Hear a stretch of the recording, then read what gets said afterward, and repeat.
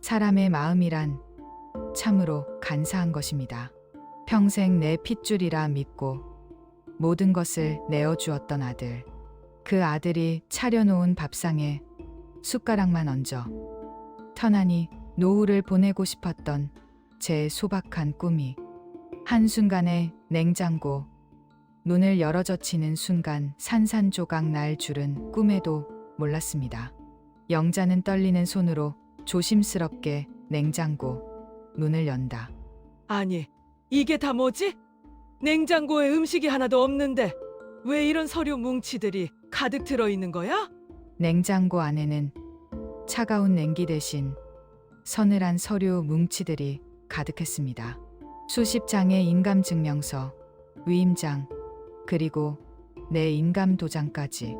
아들 녀석과 며느리가 몰래 내 집 전세 보증금을 빼돌리려 계획했던 치밀한 증거들이었습니다. 영자는 믿기지 않는 듯 서류를 한 장씩 확인하며 뒤로 주춤거린다. 내 아들이 나를 이렇게까지 속이려 했다고? 그때였습니다. 현관문 도어락 소리가 들렸습니다. 분명 해외여행을 간다며 공항으로 떠났던 아들 부부가 마치 도둑처럼 살금살금 집으로 들어오고 있었습니다. 저는 본능적으로 냉장고 옆 어둠 속으로 몸을 숨겼습니다.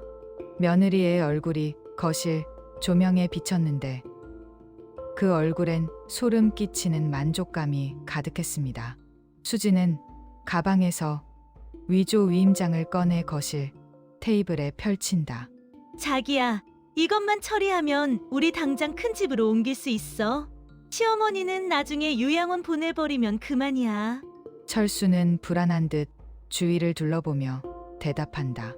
정말 이렇게까지 해야 해? 엄마가 알면 어쩌려고? 아들은 여전히 나약했습니다. 며느리의 도끼에 눌려 자신의 부모를 벼랑 끝으로 밀어내는 줄도 모르고 말입니다. 저는 그들의 대화를 숨죽여 들으며 심장이 터질 것 같은 고통을 느꼈습니다. 거실에서 나누는 그들의 대화는 비수가 되어 제 가슴을 찔렀습니다. 이제는 더 이상 지켜볼 수 없었습니다. 저는 덜덜 떨리는 몸을 일으켜 현관으로 향했습니다. 신발을 신을 생각조차 하지 못한 채 맨발로 거실을 가로질러 밖으로 뛰쳐나갔습니다. 영자는 문을 열다 며느리와 눈이 마주치고 비명을 지르며 밖으로 뛴다. 어머니, 왜 여기서? 며느리의 그 경악스러운 얼굴. 저는 뒤도 돌아보지 않고 아파트 복도를 달렸습니다. 엘리베이터를 기다릴 여유조차 없어 계단을 구르듯 내려갔습니다. 내가 평생 피땀 흘려 마련해준 이 집이 이제는 나를 잡아먹으려는 괴물의 소굴이 되어버렸다는 현실이 저를 질식하게 했습니다. 밖으로 나온 찬 공기가 그제야 제 정신을 깨웠습니다.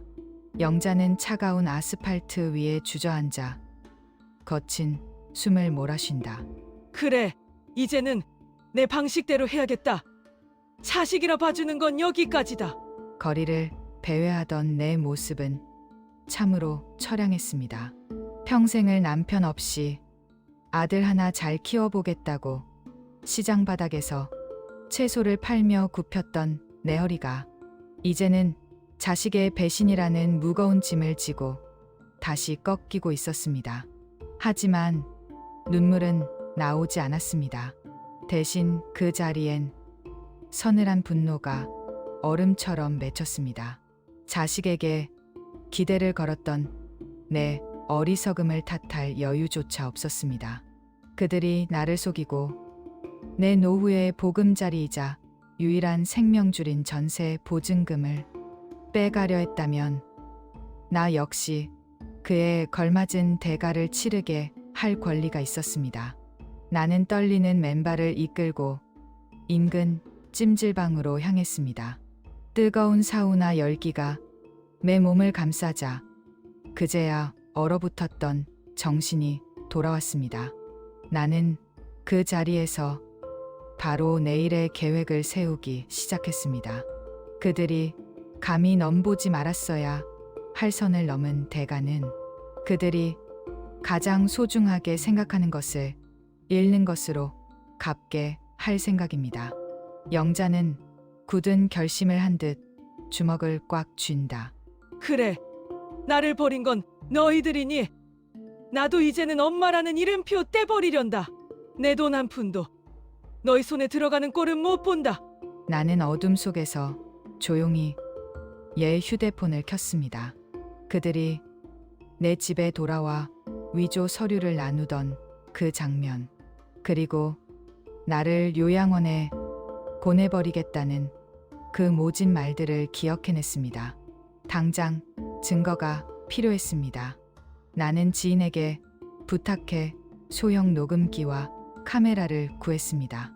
내 몸은 늙고 병들었지만 내 머릿속은 그 어느 때보다 날카롭게 회전하고 있었습니다. 이제부터는 어머니가 아닌 한 명의 생존자로서 그들과 맞서 싸울 것입니다. 그들이 나를 속이려 짠 판 위에 내가 더 거대한 덫을 놓을 차례였습니다. 밤새도록 나는 내 모든 재산 목록을 정리하고 변호사 사무실의 상담 내용을 복기하며 전략을 세웠습니다. 자식이라는 굴레를 벗어던지니 오히려 마음이 홀가분해지는 기분이었습니다. 다음 날 나는 다시 아들 집으로 향했습니다. 열쇠가 있으니 들어가는 것은 어렵지 않았습니다. 다만 그들이 눈치채지 못하게 철저히 몸을 숨겨야 했습니다. 나는 거실 구석 커튼 뒤에 몸을 숨기고 그들이 돌아오기만을 기다렸습니다. 얼마 지나지 않아 도어락 번호 누르는 소리가 들렸고 문이 열리며 아들 철수와 며느리 수진의 목소리가 들려왔습니다. 그들은 마치 해외여행을 다녀온 것처럼 짐가방을 거실에 던져놓고는 금세 본색을 드러내었습니다. 그들의 얼굴에는 피로감 대신 탐욕스러운 생기가 가득했습니다. 수진은 오자마자 냉장고로 달려가 어제 숨겨두었던 위조 서류 뭉치를 꺼내 들었습니다. 그 광경을 지켜보는 내 심장은 분노로 타오르는 대신 오히려 냉정하게 식어갔습니다. 수진은 서류를 훑어보며 비릿한 웃음을 짓는다. 자기야, 이것 봐. 인감증명서까지 완벽해. 이제 내일 바로 부동산 가서 계약 마무리하면 이 집 명예 완전히 우리 거 되는 거야.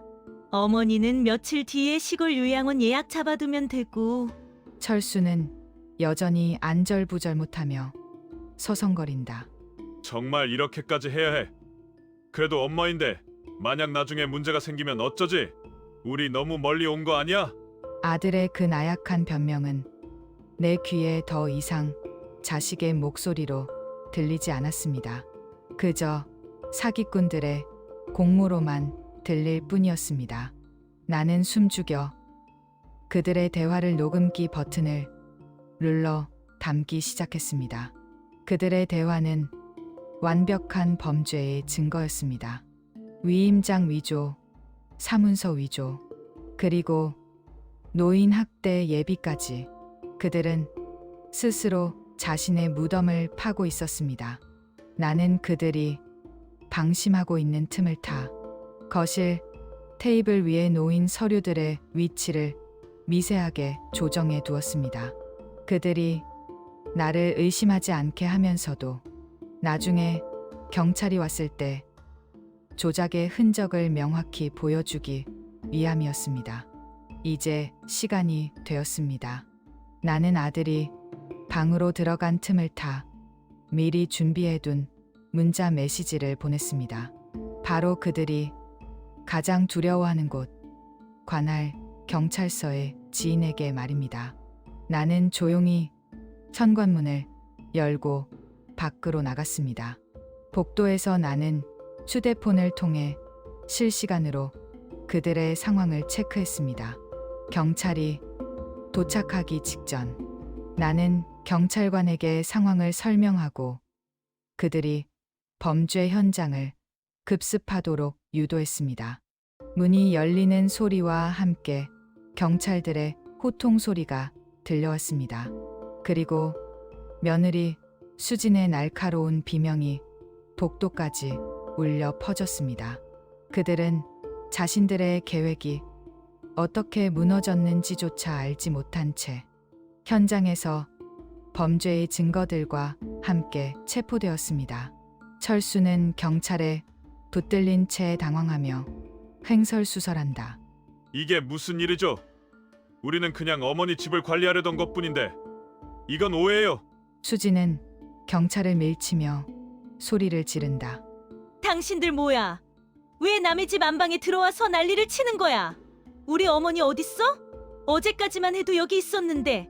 경찰은 그들의 손에 수갑을 채우며 그들이 위조한 서류와 내 목소리가 담긴 녹음기를 증거물로 확보했습니다. 그제야 며느리 수진의 얼굴이 새하얗게 질리며 주저앉았습니다. 그녀는 경찰의 손을 뿌리치고 주변을 두리번거렸지만 이미 나는 그들로부터 멀리 떨어진 곳에 있었습니다. 평생 자식을 위해 살았던 나는 이제 사라졌습니다. 오직 나 자신의 삶을 지키기로 결심한만이 남아있을 뿐입니다. 그들이 감옥에서 죗값을 치르는 동안 나는 평생 모은 재산을 투명하게 관리하며 남은 인생을 나만을 위해 살기로 했습니다. 가족이라는 이름으로 저지른 범죄는 그 어떤 범죄보다도 더 혹독한 대가를 치러야 한다는 것을 나는 그들의 체포되는 뒷모습을 보며 깨달았습니다. 경찰차의 사이렌 소리가 아파트 복도를 가득 메우던 그 순간 나는 복도 끝 비상계단 문틈으로 그들의 비참한 몰락을 지켜보고 있었습니다. 평생을 자식 하나 잘 되길 바라는 마음으로 일궈온 내 삶이 거꾸로 자식들의 탐욕에 의해 난도질당할 뻔했다는 사실이 다시금 뼈저리게 느껴졌습니다. 하지만 이제 그들에게 자비란 없었습니다. 나는 그저 조용히 휴대폰을 꺼내 그들의 광기 어린 표정을 마지막으로 눈에 담았습니다. 며느리는 경찰관의 팔을 뿌리치며 짐승처럼 울부짖었고 아들은 겁에 질려 바닥에 주저앉아 횡설수설하고 있었습니다. 그들이 그토록 원했던 내 전세금과 명의는 이제 그들에게 탈출구가 아니라 그들을 가두는 족쇄가 되어버렸습니다. 나는 그 자리에서 내가 그들에게 남길 마지막 선물을 준비했습니다. 그들이 법정에 서게 될 때 내가 가지고 있는 추가 증거들이 얼마나 치명적인 타격이 될지 계산하며 말입니다. 인생은 내가 뿌린 대로 거두는 것이라 했던가요? 그들은 스스로의 손으로 파멸의 씨앗을 뿌리고 이제 그 열매를 맺을 준비를 마친 셈이었습니다. 나는 더 이상 뒤돌아보지 않고 비상계단을 내려가며 나를 옥죄던 어머니라는 이름의 무거운 짐을 하나씩 내려놓기 시작했습니다. 수지는 수갑을 찬 채 경찰관에게 달려들며 광기 어린 표정으로 소리친다. 이게 다 누구 짓이야? 어머니가 숨어서 지켜보고 있는 거 다 알아. 당장 나오지 못해? 이 늙은 여우가 감히 우리 앞길을 막아? 철수는 바닥에 엎드려 떨리는 손으로 자신의 머리를 쥐어뜯으며 중얼거린다. 다 끝났어. 이제 우리 인생은 끝이라고. 엄마, 제발 한 번만 봐주세요. 우리가 다 잘못했어요. 며느리의 그 악에 바친 고함 소리가 복도에 메아리 쳤습니다. 그녀는 여전히 자신의 잘못을 깨닫지 못한 채 모든 원망의 화살을 나에게 돌리고 있었습니다. 내 아들이라고 믿었던 철수의 모습 또한 가관이었습니다. 죄를 뉘우치는 것이 아니라 그저 자신의 미래가 망가진 것에 대한 공포만이 가득했습니다. 그들은 나를 향해 온갖 저주를 퍼부었지만 내 마음은 그 어느 때보다 평온했습니다. 내가 그들을 위해 준비한 것은 단순히 경찰 신고가 전부가 아니었습니다. 나는 그들이 몰래 위조했던 서류들에 내가 직접 기입해둔 함정이 어떻게 작동할지 알고 있었습니다. 그것은 그들이 범죄를 저지르는 과정에서 자연스럽게 남기게 되는 꼬리표였고, 그 꼬리표는 그들을 더욱 깊은 수렁으로 끌어당길 것이 분명했습니다. 나는 아파트 입구를 빠져나오며 차가운 밤 공기를 들이마셨습니다. 이제부터 진짜 이야기는 시작이었습니다. 자식에게 모든 것을 주고 버림받았던 어미가 어떻게 다시 스스로의 삶을 재건하는지 그들에게 똑똑히 보여줄 생각입니다. 며칠 뒤 나는 변호사와 함께 법정의 증인석에 앉아 있었습니다. 판사가 엄숙하게 공소장을 낭독할 때마다 아들 부부의 얼굴은 흙빛으로 변해갔습니다. 그들이 나를 속이려 했던 위조, 위임장과 인감증명서, 그리고 냉장고 속에 숨겨두었던 수많은 증거들이 차례로 스크린에 투영되었습니다. 무엇보다 결정적인 것은 그들이 공항에서 돌아온 척 연기하며 나를 요양원에 보낼 계획을 세우던 그날 밤의 녹음 파일이었습니다. 법정 안에 그들의 추악한 목소리가 울려 퍼질 때마다 방청객들의 차가운 시선이 그들에게 꽂혔습니다. 그들의 변호사가 어떻게든 형량을 줄여보려 변명했지만 내가 제출한 추가 증거들 앞에서는 속수무책이었습니다. 특히 그들이 평소 나를 어떻게 대우했는지 보여주는 지인들의 증언과 문자 메시지들은 그들이 단순한 사기범이 아니라 인면수심의 패륜하라는 점을 명확히 했습니다. 나는 증인석에서 그들을 뚫어지게 쳐다보았습니다. 그제야 그들은 나를 제대로 마주할 수 있게 된 듯했습니다. 내가 그들에게 주었던 무조건적인 사랑이 이제는 그들을 심판하는 서늘한 칼날이 되어 돌아온 것입니다. 영자는 단호한 눈빛으로 아들 부부를 응시하며 차분하게 진술을 시작한다. 판사님, 저는 평생 아들을 위해 살았습니다. 하지만 오늘 이 자리에서 저는 저를 버린 아들이 아니라 법의 심판을 받는 한 명의 범죄자를 보고 있습니다. 더 이상의 선처는 없습니다. 철수는 고개를 숙인 채 오열하며 를 향해 애원하듯 쳐다본다. 엄마, 제발 한 번만 기회를 주세요. 우리가 정말 잘못 생각했어요. 제발 살려주세요. 판결문이 낭독되는 순간 법정 안은 찬물을 끼얹은 듯 조용해졌습니다. 아들 부부에게 내려진 실형 선고. 그것은 그들의 탐욕이 불러온 당연한 결과였습니다. 판사는 판결 이유를 설명하며 가족 간의 신뢰를 저버린 행위가 얼마나 무거운지 강조했습니다. 그 순간 나는 내 마음속 깊은 곳에 남아있던 아들에 대한 마지막 미련까지 모두 비워냈습니다. 내가 흘려야 할 눈물은 이미 다 말라버렸습니다. 이제는 내 삶을 온전히 되찾을 시간이었습니다. 그들이 감옥에서 죗값을 치르는 동안 나는 비어버린 내 집을 정리하고 나만을 위한 새로운 공간을 마련할 준비를 시작했습니다. 수십 년 동안 남을 위해 자식을 위해 살았던 나는 이제야 온전히 나 자신으로 살아가게 되었습니다. 이 모든 과정이 결코 쉽지는 않았습니다. 때로는 밤잠을 설치며 괴로워하기도 했고 스스로를 원망하기도 했습니다. 하지만 그 끝에 찾아온 이 평온함은 무엇과도 바꿀 수 없는 값진 보상이었습니다.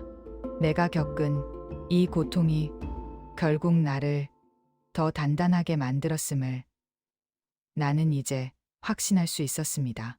사건이 일단락된 후 나는 아무도 모르는 조용한 곳으로 이사를 했습니다. 아들 부부가 살던 그 집은 정리해버렸습니다. 그곳에 남아있던 추억마저 이제는 낡은 가구처럼 버려야 할 대상일 뿐이었습니다. 나는 새로운 집에서 나만을 위한 작은 정원을 가꾸기 시작했습니다. 햇살을 받으며 꽃을 돌보고 저녁에는 조용히 차 한 잔을 마시며 책을 읽는 평범한 일상. 그것이 내가 평생 원했던 삶이었습니다. 가끔 감옥에 있는 아들로부터 편지가 오곤 합니다. 자신의 잘못을 뉘우친다며 용서를 구하는 내용들이지만 나는 그 편지들을 읽지 않고 바로 폐기합니다. 용서라는 것은 나를 위한 것이지 그들을 위한 것이 아니기 때문입니다. 나는 이미 그들을 내 삶에서 완전히 지원했습니다. 이제는 내 주변의 이웃들과 따뜻한 정을 나누며 하루하루를 감사함으로 채워가고 있습니다. 가끔 시장에 나가 사람들과 웃으며 대화할 때면 예전에 억척스러웠던 영자는 온데간데 없고 평온한 노년의 모습만이 남아 있습니다. 자식이 부모의 노후를 책임지는 시대는 끝났습니다. 이제는 부모가 스스로의 노후를 지키고 스스로의 행복을 찾아야 하는 시대입니다. 나는 내 삶을 통해 그 진리를 증명해 보이고 싶었습니다. 영자는 정원을 거닐며 평온한 미소를 짓는다. 자식에게 기대를 거는 것은 결국 나 자신의 삶을 포기하는 것과 같더구나. 이제야 비로소 내가 누구인지 무엇을 좋아하는지 알 것 같아. 함께 정원을 가꾸던 이웃은 를 따뜻하게 바라보며 말한다. 이웃 주민이 말한다. 영자 씨, 요즘 얼굴이 정말 좋아졌어요. 예전에는 늘 아들 걱정뿐이었는데 이제야 진짜 자기 인생을 사는 것 같네요. 이웃의 그 한마디가 내 가슴을 뭉클하게 했습니다. 그렇습니다. 나는 이제서야 내 인생을 살고 있습니다. 자식이라는 굴레에 얽매여 나를 잃어버렸던 지난 세월이 억울하기도 하지만 지금 이 순간의 평온함이 그 모든 고통을 덮어주고 있습니다. 세상의 모든 어머니들에게 말하고 싶습니다. 자식을 사랑하는 것과 자식에게 희생을 강요당하는 것은 엄연히 다르다고 말입니다. 나를 지키는 것이 곧 자식을 올바르게 사랑하는 길임을 나는 그 비싼 수업료를 치르고서야 깨달았습니다. 이제는 그 어떤 것도 내 삶을 흔들지 못할 것입니다. 나는 나만의 속도로, 나만의 방식으로 내 남은 인생을 가장 아름답게 수놓을 것입니다. 그것이 바로 내가 찾은 인생의 지혜입니다. 그 지혜를 가슴에 품고 오늘도 나는 평온한 하루를 시작합니다. 잿더미 위에서 피어난 이 소박한 꽃들이 언젠가 더 큰 향기가 되어 나의 노후를 더욱 아름답게 채워주리라 믿습니다. 이제 더 이상 과거를 뒤돌아보지 않겠습니다. 나에게는 오직 오늘과 내가 만들어갈 내일만이 존재할 뿐이니까요. 아들 부부가 감옥에서 죗값을 치르는 동안 나는 지난 세월 동안 자식의 그늘에 가려져 있던 내 경제적 주권을 되찾기 위한 본격적인 작업에 착수했습니다. 평생을 남을 위해, 특히 자식의 미래를 위해 희생해왔던 내 돈들이 어떻게 흘러갔는지, 그 지도를 다시 그리는 일은 처절할 정도로 고통스러운 과정이었습니다.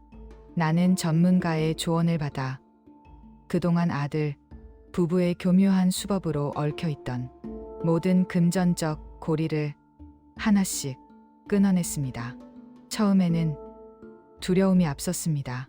자식이 감옥에 있다는 사실이 나를 죄인처럼 옥죄었고, 그래도 엄마인데 라는 나약한 생각이 틈틈이 고개를 들었습니다. 하지만 그때마다 나는 아들이 나를 요양원에 버리려던 그날 밤의 서늘한 냉장고 눈을 떠올렸습니다. 그 냉장고는 단순한 가전제품이 아니라 내 인생을 차갑게 식혀버렸던 그들의 탐욕 그 자체였습니다. 나는 이제 더 이상 그들의 돈줄이 아니라는 사실을 명확히 했습니다. 내 재산은 오로지 나를 위해, 내 노후의 안전을 위해 사용되어야 했습니다. 나는 주택연금을 활용해 고정적인 수입을 확보하고 건강보험과 필수 자산 관리를 체계화했습니다. 영자는 꼼꼼하게 서류를 검토하며 안경을 고쳐 쓴다. 내가 그동안 이 숫자들을 보지 못하고 얼마나 어리석게 살았던가. 이제야 비로소 내 통장들이 내 이름의 주인을 알아보고 웃는 것 같구나. 내 통장 잔고가 늘어나는 것보다 나를 더 기쁘게 한 것은 이제 누구의 허락도 없이 내 돈을 사용할 수 있다는 그 자유였습니다. 시장에서 채소를 팔며 1,000원 한 장도 아껴 아들에게 쏟아붓던 과거의 나는 이제 없습니다. 지금의 나는 내 손에 쥐어진 돈으로 나를 위한 건강한 식재료를 사고, 내 마음을 치유해 줄 꽃을 사고, 나를 즐겁게 할 취미 생활에 투자합니다. 이것은 단순히 돈의 문제가 아닙니다. 이것은 나라는 사람의 존재 가치를 다시 세우는 과정이었습니다. 자식에게 모든 것을 쏟아붓고 껍데기만 남은 노후가 아니라 내가 내 삶의 주인으로 당당히 서는 과정. 그 과정에서 나는 비로소 깨달았습니다. 진정한 부는 통장 숫자에 있는 것이 아니라 내 삶을 내 의지대로 결정할 수 있는 그 권리에 있다는 것을 말입니다. 이제 나는 더 이상 아들의 소유물이 아닌 오롯한 독립 개체로서 세상을 당당하게 마주하고 있습니다. 경제적 독립이 내 몸을 지켜주는 갑옷이 되었다면, 새로운 인연들은 내 마음을 채워주는 따뜻한 햇살이 되었습니다. 이사 온 동네는 예전처럼 삭막하지 않았습니다. 노인복지관에서 만난 이웃들은 저마다 각자의 사연을 가지고 있었지만 우리 모두는 공통점이 있었습니다. 바로 자식이라는 굴레를 조금씩 내려놓고 자신만의 삶을 되찾으려는 열망이었습니다. 우리는 서로의 아픔을 묻지 않았습니다. 그저 함께 텃밭을 일구고 따뜻한 차를 마시며 웃고 떠드는 것만으로도 지난 세월의 상처가 조금씩 치유되는 것을 느꼈습니다. 특히 내 텃밭 옆에 있는 복지관의 맏언니 영순 씨와의 만남은 나에게 큰 위로가 되었습니다. 그녀 역시 자식들에게 모든 것을 뺏기고 빈손으로 나왔던 분이었지만 지금은 그 누구보다 환하게 웃고 계셨습니다. 우리는 저녁 노을을 바라보며 자식 이야기가 아닌 오늘 핀 꽃이 얼마나 예쁜지, 내일은 어떤 반찬을 만들어 먹을지에 대해 이야기를 나눴습니다. 영자는 정성껏 기른 상추를 따서 영순 씨에게 건넨다. 영순 언니, 이 상추 정말 잘 자랐죠? 언니 덕분에 텃밭 가꾸는 재미가 쏠쏠해요. 세상에, 내가 평생 상추를 팔기만 했지 이렇게 예쁜 걸 키워볼 줄은 몰랐네요. 영수는 밝게 웃으며 영자의 손을 잡는다. 그럼 영자 씨가 정성을 쏟으니까 이렇게 잘 자라는 거지. 우리 이제 남 걱정 말고 우리 몸 걱정만 하면서 즐겁게 살자고. 인생 뭐 있어? 이렇게 웃고 사는 게 최고지. 영순 씨의 그 말은 내 가슴에 깊이 박혔습니다. 남 걱정 말고 우리 몸 걱정만 하면서 그토록 단순한 진리를 왜 나는 평생 모르고 살았을까요? 자식이라는 이름으로 나 자신을 방치했던 지난 날들이 스쳐 지나갔습니다. 나는 더 이상 아들의 안부를 걱정하거나 며느리의 돕기에 마음 상하지 않습니다. 대신 내 텃밭에 물을 주는 시간, 내 정원에 핀 꽃을 바라보는 시간에 온전히 집중합니다. 새로운 이웃들은 나에게 어머니가 아닌 영자 씨라는 이름을 찾아주었습니다. 그 이름으로 불릴 때마다 나는 내가 살아있음을, 내가 나로서 존재하고 있음을 실감합니다. 이제 나에게 가족이란 혈연으로 묶인 족쇄가 아니라 서로의 삶을 응원해주는 따뜻한 공동체가 되었습니다. 마음의 빗장을 열자 그곳으로 더 많은 행복들이 걸어 들어오고 있습니다. 어느덧 계절이 몇 번 바뀌고 나는 완전히 다른 사람이 되어 있었습니다. 거울 속의 나는 예전에 억척스럽고 지친 가 아니었습니다. 눈가의 주름은 더 깊어졌지만 그 속에는 이제 당당함과 평화가 깃들어 있었습니다.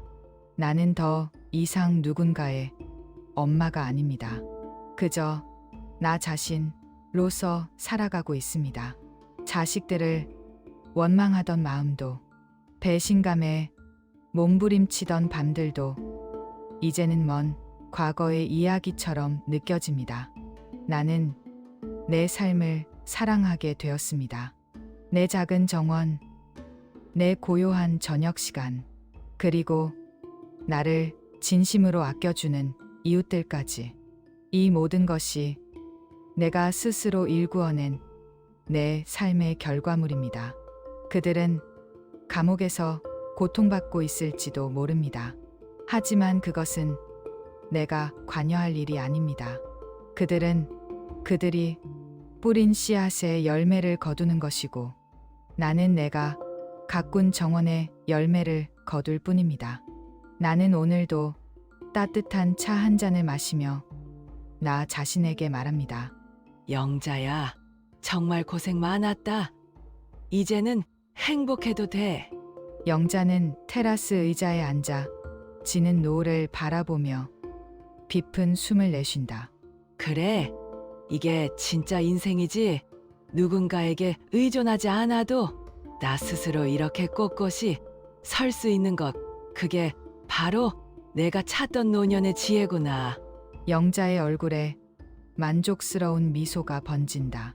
내 인생의 후반전은 이제 막 시작되었습니다.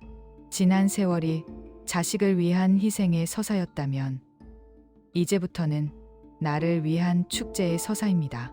자식의 성공이 내 성공이라 믿었던 그 낡은 신념은 이제 버렸습니다. 나의 행복이 곧 나의 성공임을 나는 비로소 알게 되었습니다. 누군가는 나에게 비정하다 할지 모릅니다. 자식을 버린 어미라고 손가락질할지도 모릅니다.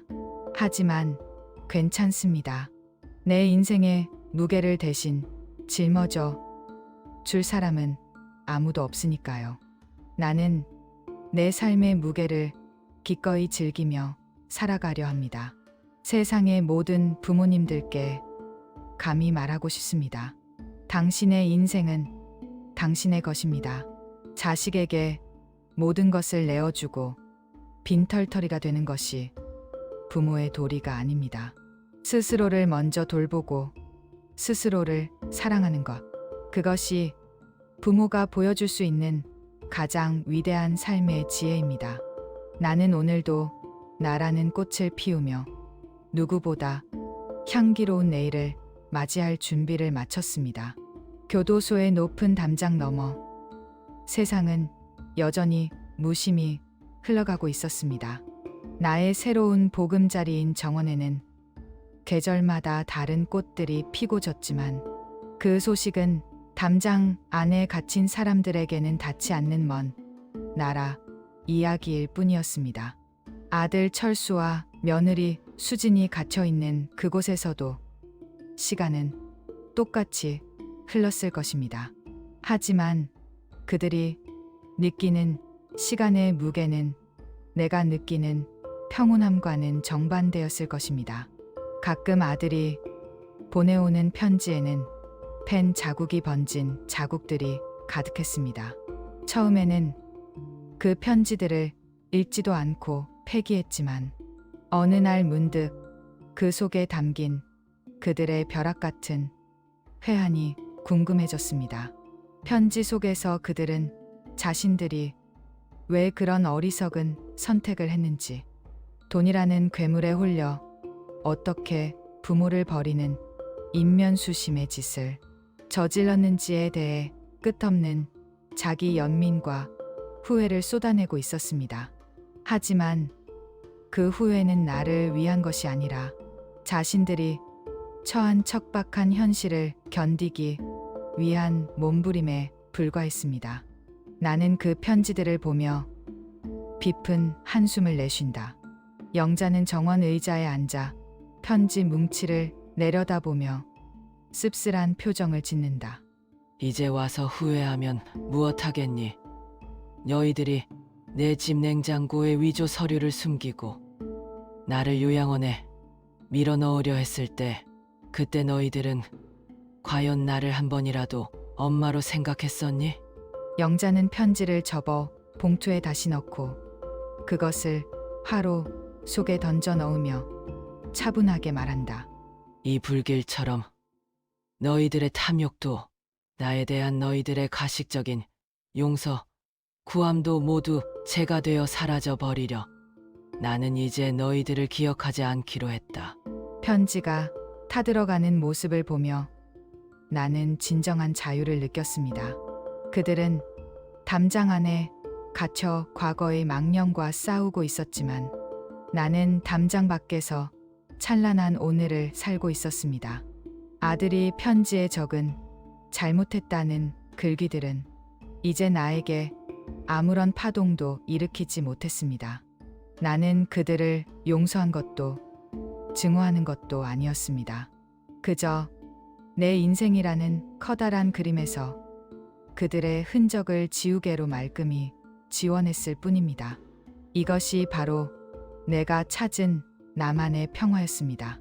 나를 옥죄던 어머니라는 이름의 족쇄를 스스로 풀고 이제는 한 사람의 독립적인 노인으로서 삶을 마주하는 것. 비록 내 아들이지만 그들이 저지른 폐륜은 결코 가볍게 넘길 수 없는 것이었습니다. 나는 그들을 원망하느라 허비했던 시간들이 너무나 아까웠습니다. 이제 내 인생은 나의 것이고 그들의 인생은 그들 스스로 책임져야 할 몫임을 나는 비로소 온전히 받아들였습니다. 텅 빈 마당에 바람이 불어왔고 그 바람은 나의 지난번 아픈 기억들을 말끔히 씻어내 주는 듯했습니다. 내 삶이 안정을 되찾고 경제적인 독립을 완성했을 때 나는 내 남은 인생을 어떻게 채워야 할지 깊이 고민했습니다. 자식에게 물려줄 재산도 없거니와 그들에게 유산을 남기는 것은 오히려 그들을 다시 타락시키는 독이 될 뿐이라는 것을 깨달았습니다. 그래서 나는 결심했습니다.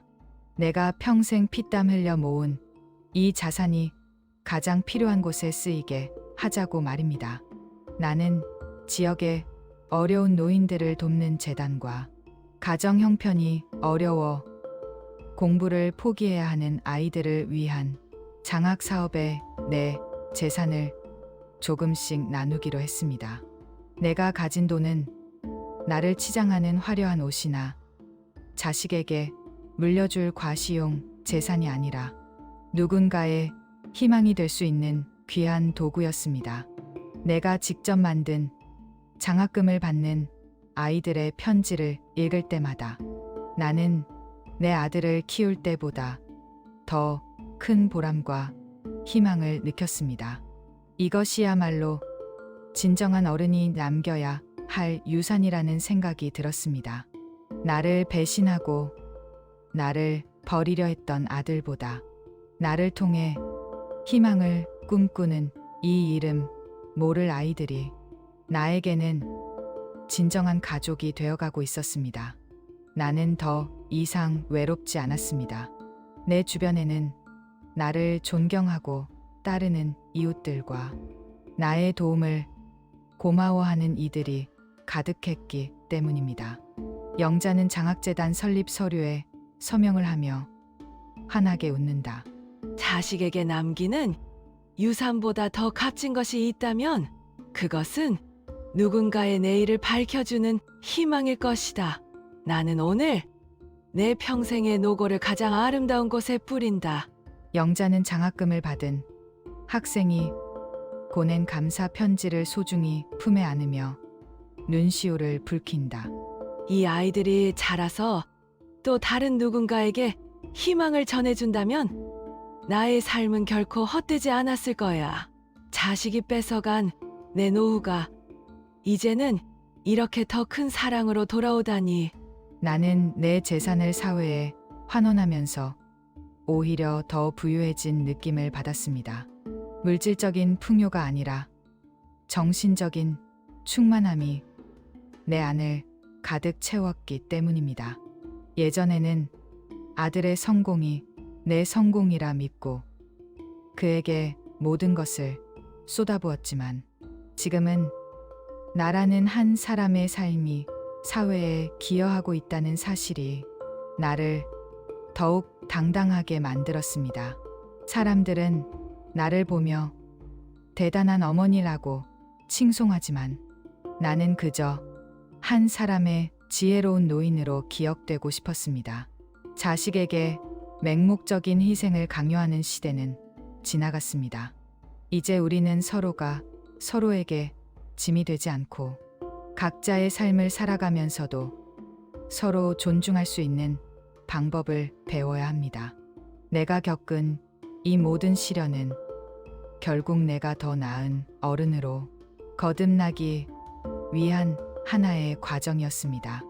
나는 이제 누구도 원망하지 않습니다. 나를 배신한 아들조차도 내가 더 넓은 세상을 바라보게 해준 고마운 도구였음을 인정하기로 했습니다.